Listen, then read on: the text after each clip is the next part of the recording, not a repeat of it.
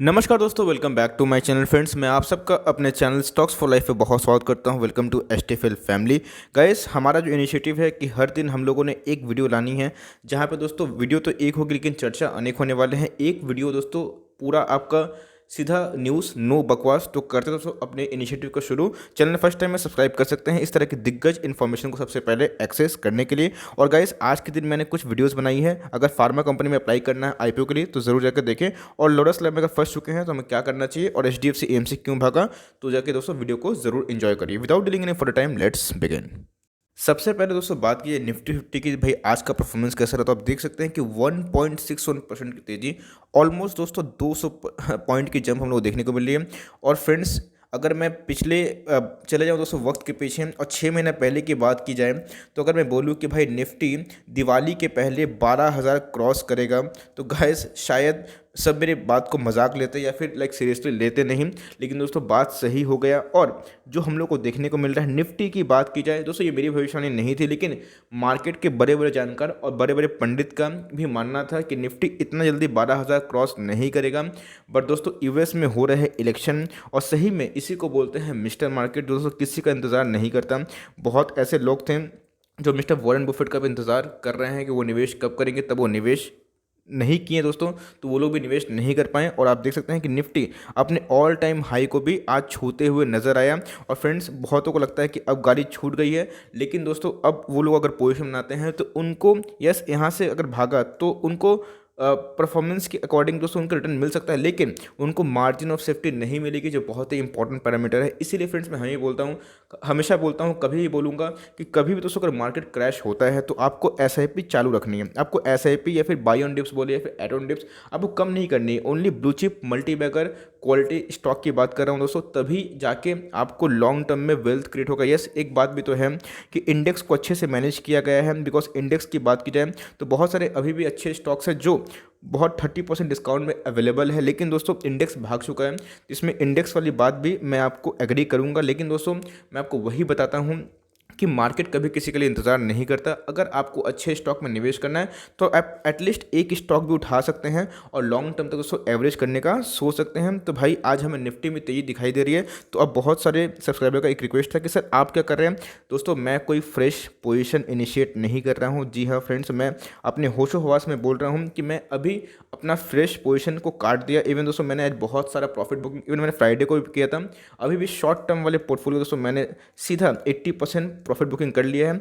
Long term वाले की बात की जाए दोस्तों तो अभी भी मेरा होल्डिंग बहुत ही अच्छा खासा है और मैं उसको कंटिन्यू करूंगा। बिकॉज मैं एक लॉन्ग टर्म वाला पेशेंस वाला दोस्तों इन्वेस्टर भी हूं और शॉर्ट टर्म वाला दोस्तों हाइपर ट्रेडर भी हूं। तो एज ए ट्रेडर मैंने जो अपना काम करना था कि निफ्टी के ऑल टाइम हाई जाने से मेरे दोस्तों वैल्यू के अकॉर्डिंग काम नहीं हुआ, तो मैं सीधा प्रॉफिट बुकिंग कर लिया। बिकॉज प्रॉफिट को प्रोटेक्ट करना एक ट्रेडर काम है। लेकिन दोस्तों इन्वेस्टर चाहे जो भी हो, बाढ़ है सूखा है, लॉन्ग टर्म दोस्तों अच्छे स्टॉक पे बनना ही दोस्तों एक इन्वेस्टर का धर्म होता है। तो भाई मैं इन्वेस्टर भी हूँ, तो मैं अपने लॉन्ग टर्म पोर्टफोलियो को दोस्तों छेड़छाड़ नहीं करूँगा।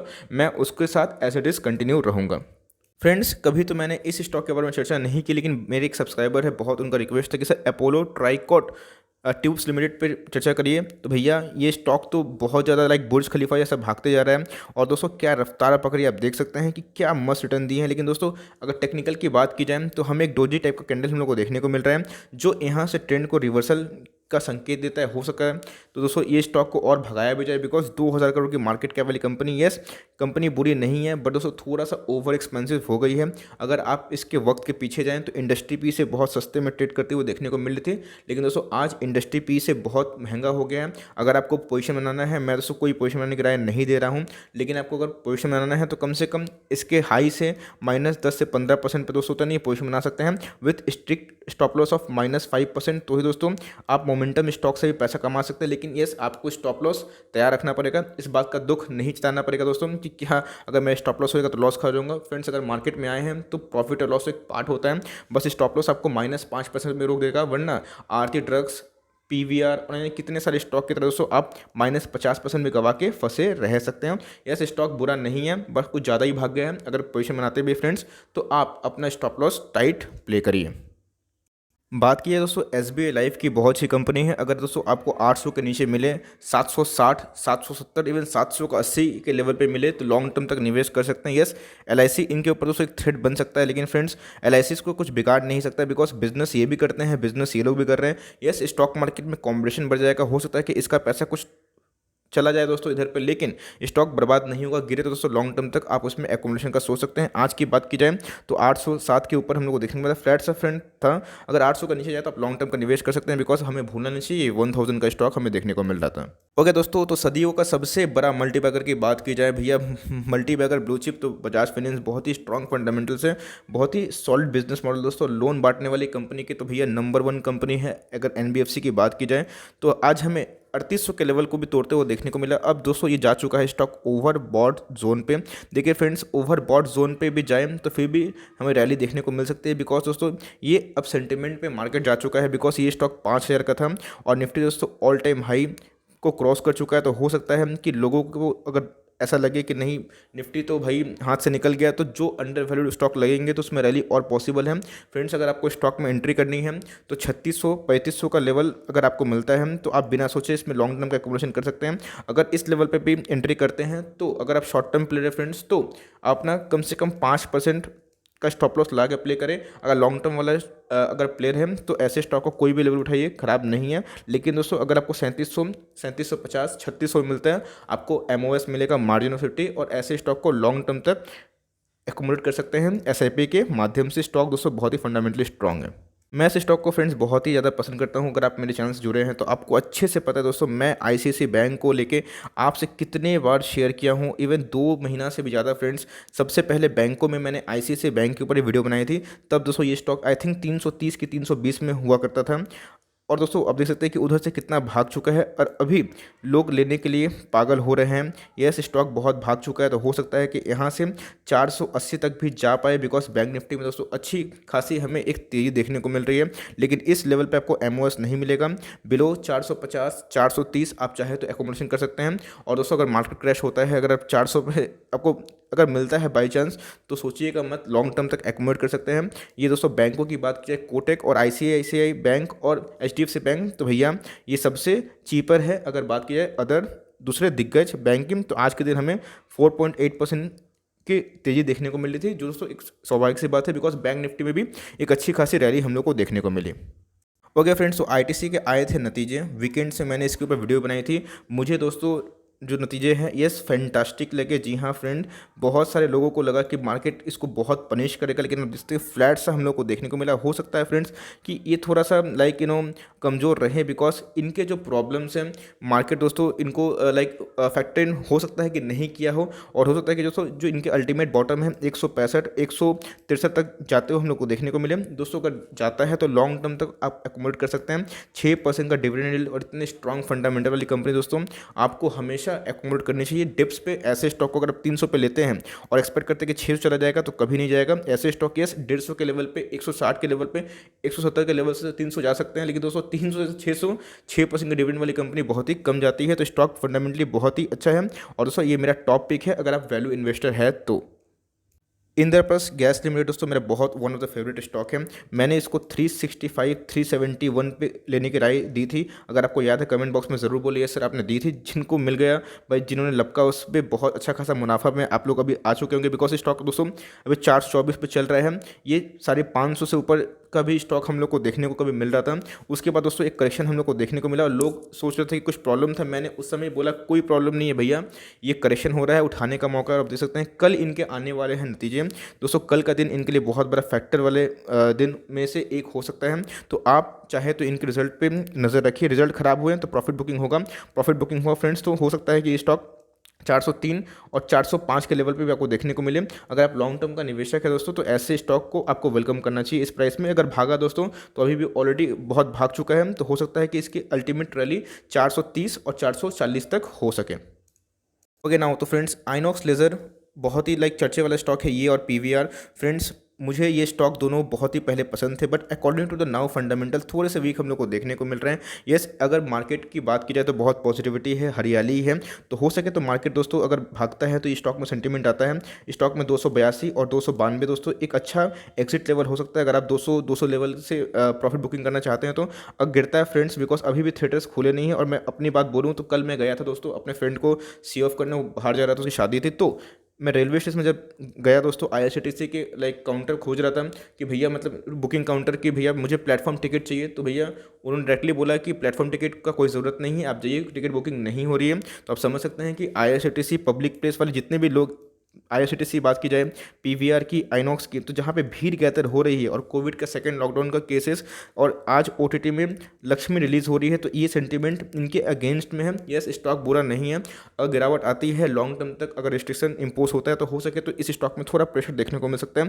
अगर आप इस चीज़ को फैक्टर इन कर सकते हैं, लॉन्ग टर्म तक होल्ड कर सकते तो ही दोस्तों इस स्टॉक को आप एक्यूमुलेट करने का सोचिएगा, बिकॉज अगर यहाँ से गिरावट होती है तो हो सकता है कि ये स्टॉक आपको 250 के नीचे मिले। यस, अगर इसकी असली बाइंग की बात की जाए कि कौन से बाइंग लेवल पे मैं इंटरेस्टेड हूँगा, तो यस 225 के नीचे मुझे दोस्तों MOS लगती है, मार्जिन ऑफ सेफ्टी, अगर उधर मुझे मिलता है तो मैं लेना पसंद करूंगा। अगर दोस्तों इधर से 500 भी हो जाता है तो फंडामेंटल के अगेंस्ट है, तो मैं लेना पसंद नहीं करूंगा, चाहे मेरी गाड़ी छोटी क्यों ना जाए।